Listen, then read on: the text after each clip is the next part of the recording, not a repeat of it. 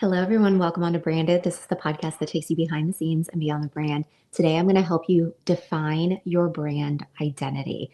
This is pretty like three-step process. It's not super difficult, but it is something that you really want to spend a little bit of time on and think about. Think about the things that really are reflected of you in your brand. So, when we are talking about defining your brand identity, it's essentially the foundation of everything that you do, right? It's what you're telling your audience, who you are, what you stand for, and why they should even care, right? So, the first three things that you want to do in order to define your brand identity. First and foremost, what are your core values?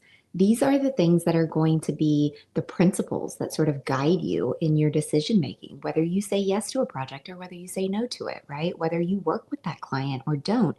These are the principles that guide you when you're making decisions for your business, and they really become sort of the heart of your brand. Next is going to be your brand mission. The mission statement that you have for your brand, it can change. It can evolve as you do. I just changed mine because I was doing this work as well. I try to do this kind of work at the start of every new year because if it's not something I've already had my mind on, as the previous year wraps up, it's something that I know that my business deserves. It deserves to have a little bit of attention given to it. It deserves to have my eyes on it saying, okay, does this still align with the vision I have for my business? What are the values that I said I had a year ago? Are they still the same? It's okay if they change, right? As you're evolving and as you're working with new clients, you're going to see that your business shifts and pivots all along the way. So, your brand mission is something that doesn't have to stay the same forever and always. Now, eventually, it will become very steadfast because you'll feel like in your heart, this is it. This is the thing. I landed on it. Now, that doesn't mean 5 years down the road, maybe something changes and you pivot again. And that's okay too. A big message I have with all of my clients, and then I remind myself for my own business, is it's okay to change your mind. It's okay to change your mind because as long as you're following those really aligned choices that reflect the vision you have for your business, then it's never going to be a wrong move, even if it doesn't turn out the way you want it to, right? So far we've got your core values, your brand mission, and thirdly, your ideal client. So between these three things, you're going to be able to really start to define what your brand identity is. So I'm going to give you some quick actionable steps that you can do for all three of these. And I'll give you some examples of what I've done because, like I said, I just recently did this for my business. And if you saw on my social media over the last week or two, I started updating all my bios. I started updating my cover photo. I rolled out a new website. So I started shifting my brand to reflect this new brand identity that I have for myself. So I did the work and then I put it into action. And that's the best part, right? To be able to see all of those fantastic ideas come to life. So, first, your core values. So, your super easy actionable step that you can do for this is write down 3 to 5 words that really like embody what your business is, what your brand is. So 3 to 5 words is not a lot, right? If there's a laundry list of words, like let's say you do a brain dump and you've got like 50 words, go through and trim it out, right? See, are there some similars, right? You got some sames, something that, this word could mean also this. You don't really need those things, right? Let's trim it down to like 3 to 5 really powerful words. And again, these are your principles. These are the heart and soul of your brand. This is how people think of you, how they maybe even describe you if someone was to ask about the work that you two did together, right?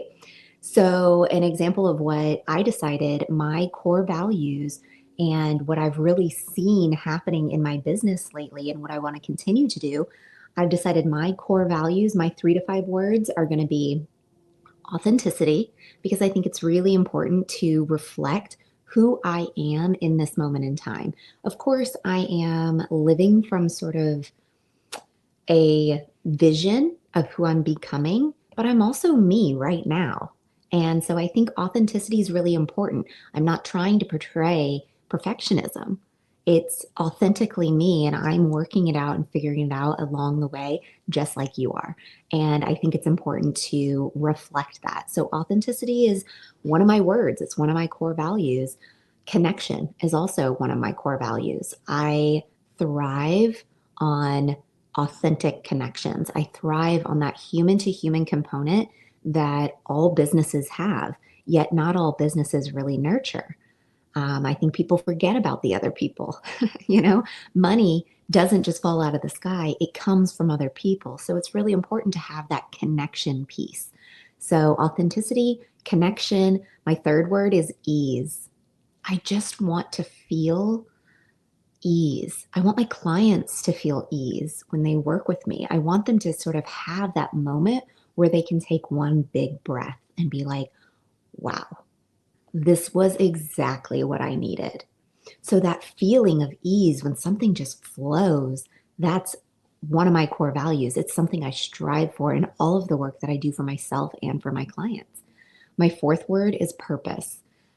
I want to make choices with purpose in mind. I want to make choices on purpose, right? Everything is with intention because otherwise I'm just going to end up burning myself out if I'm being busy for the sake of being busy. So, purpose is one of my words. And my last word is potential because there is always so much potential. I mean, there is quite literally unlimited potential out in the world. And if you want to tap into it, it's there for you. It is ready for you, right? It's like this never ending well of like the most delicious water you've ever tasted is just there waiting for us. And more times than not, we're not tapping into that well. So, potential is something that is one of my core values right now because I want to remind myself that there is infinite and unlimited potential in myself, in my business, in the clients that I work with, and the things that we create together, and that what that, first draft looks like. There is unlimited potential of what it can become. So never really holding on to any sort of judgment or bias to that first draft of a design goes out to a client and maybe they have a bunch of marked up lines and they're like, I don't like this, I don't like this, I don't like this, but I love this. There's potential. Whoop, you guys got a little show there. Sorry about that. The shirt's a little big on me, so got a little bra strap. So my 3 to 5 core values: authenticity, connection, ease, purpose, and potential. What are yours? Go jot down on a piece of paper. If you're listening on your phone, you're out for a walk, whatever, switch over to your notes section while you're listening and like write down some words that you're thinking of that come to you, right? Is it growth? Is it expansion? Is it intention? Is it love? Is it passion? Is it like, what does that look like for you? Do a little brain dump session. And that's what happens when you get to this step of defining your brand identity. You get to play around with all of these really, really fabulous, exciting buzzwords that we don't always use in all of our marketing because we don't want to sound too like buzzwordy, right? We want to create some depth and some real conversations here. So I don't use all of these words all of the time, but they're absolutely the heart of my brand. So that's the first step. Go ahead and do a 3 to 5 word little brain dump of what's your core values. Next is going to be your brand mission.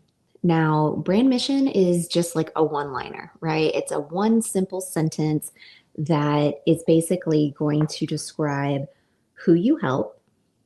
It's going to be what you do and why you do it, right? Who you help, what you do, and why you do it. This is your brand mission. So, like I said, I went ahead and did a new brand mission for myself moving into this new year. And so, mine, if you've seen on my socials, I went ahead and I made some adjustments. And now my brand mission is that I work with authentic, purpose driven brands that foster genuine connections. You see how I wove in some of those core value words into my brand mission? It's because it's important to me. Working with authentic, purpose driven brands that foster genuine connections. That is who I want to help. Those are the businesses that I am helping. Now, what I do, I help those brands unlock the full potential of their business by helping them put in place systems that work and websites that authentically reflect their vision. So I've said who I'm helping, what I do, and why I do it. They need this work, right? This is something that they have been feeling overwhelmed with the branding and marketing side of their business. And so what I do is help them unlock that full potential, right? And I've woven in those core values because I want to be sure that the people I'm working with also value authenticity, connection, purpose driven work, having ease in their business, really seeing that full potential that their business can step into. All of my core value words I used in this mission statement. And it at first, it's always going to feel wrong. Like, let me tell you, when you're brainstorming this and you're writing these things down, you're going to go through a lot of different revisions of this. And let me just tell you, one of the secrets is keep it simple. Keep it super simple. Mine is 2 sentences. Now, I would try to keep it into one, but obviously, grammatically, maybe that sounds really weird. So you need to split it into 2. But really say, who are you helping? What do you do and why are you doing it? That's your statement. It doesn't need to be a super long elevator pitch. It doesn't need to be perfect either. It can evolve. And I think this is the third iteration, I think, of my brand statement over the last like 3 years. But like I said, I do this work at least once a year on my business because my business grows up, becomes something a little bit different every year. So it's important to look at this. At the start of the new year is a perfect place, perfect time to do that, right? So you've got your core values, you've got your brand mission, and then thirdly, for your brand identity, we want to really be sure that we're identifying who's your ideal client, who's the people that you really want to work with. Describe their demographics, even what challenges they might be having, and what they are looking like. What do they need in their business that you can give them? So your ideal client, when I say demographics, it really doesn't have to be everything. This is something that I would do some work where you're like, okay, is it going to be male or female? What is their age group? Because how you speak to certain age groups and certain demographics varies. So you want to really be sure that you identify who the person is that you're talking to. But for me, in general, I'm just speaking to entrepreneurs. Mostly it turns out to be female, which I love, but I'm not limiting myself to saying I only work with female entrepreneurs. It's just so happens to be that most of the people I work with now, I have a lot of male entrepreneurs like on the fringe that aren't necessarily my clients, but they are clients or friends of my clients. And so we all have become sort of aware of each other. And so somewhere down the road, I may very well have some male clients. And that's great. But you have to decide for your business, like if you're in some sort of business where, like if you're in health and wellness or something, sometimes it's more comfortable for you to be speaking to a female because you are going to be talking about weight loss and really sensitive topics or hormone imbalances or things of that nature. I have a client of mine who she absolutely could do male and female, but she really is talking to women that are in that midlife kind of phase. They might be in menopause or something like that. So that's very specific, right?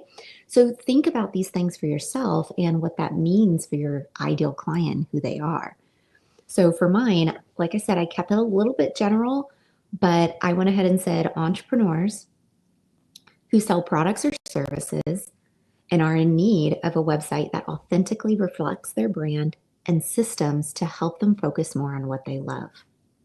That's the person I want to work with. I want to work with an entrepreneur that sells a product or a service and they absolutely want a website that reflects their vision. Maybe they already have a website and it just doesn't, or maybe they haven't had a website yet at all for their business and it's something they desire to have. And they also desire to have systems that help them focus on the parts of their business that they love to do, not pull them away, having them do more admin work. I want to work with people like that. And so that is my ideal client right now. Again, this is about the third time that I've updated this because my business has grown. It's shifted and become something a little bit different every year. And that's why this is so important to come back to and really just give it a once over, give it some redefine these things for yourself based on what's happening right now in your business and the direction that it's going. So entrepreneurs that are feeling overwhelmed with their branding and their marketing, and they're looking for guidance and clarity. So that way, all of their brand assets and all of their systems are a reflection of their vision. Those are the people I'm working with currently. That's why this really wasn't difficult for me to put together. I tell you, year one, when I first started my business and I was doing this work, oh my gosh, I was like pulling my hair out trying to figure out these three things for my business: core values, mission statement, and ideal client. It was hard. So if it feels really hard for you, it's okay. Like, honestly, it shouldn't be super easy. But also at the same time, if you're really paying attention to who you're working with right now, you should have those sort of light bulb, like, oh yeah, these are the people I like to work with. This is what I love to do. Think back to your whole last year of who were the people that you loved working with the most? Which clients were those? Think about what work did you do for them? Did you love all of it? Was there some parts of it where you were like, maybe that wasn't for me. Maybe I say no to that next time. When you go through and you reassess the things that you've already achieved in your business, it's going to help you set yourself up for future success, because then you won't be repeating past mistakes or saying yes to projects that you didn't love doing in the first place. And sometimes you'll say yes to stuff because you didn't go back and do that reassessment of your business and you just forgot.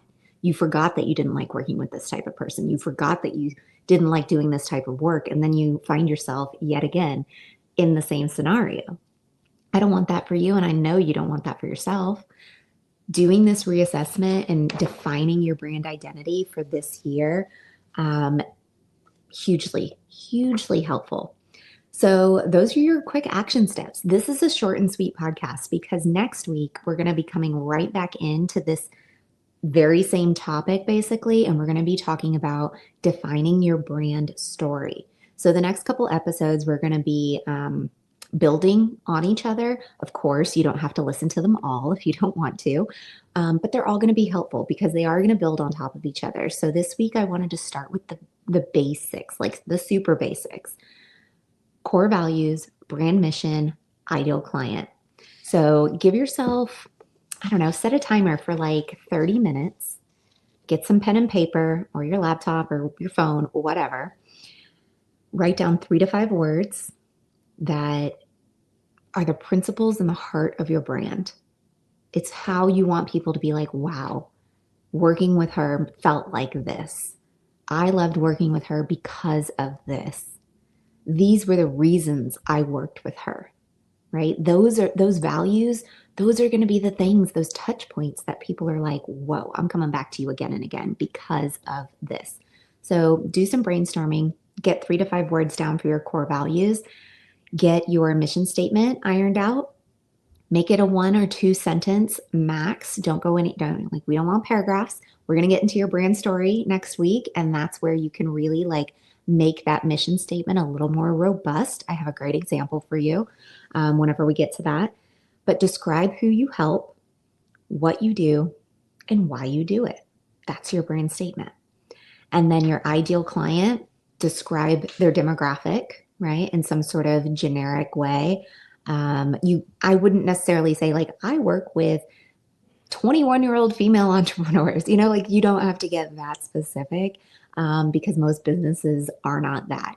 So, like I said entrepreneurs, you can say business owners, you could say female entrepreneurs, you could say I work with men and women that are in their 50s.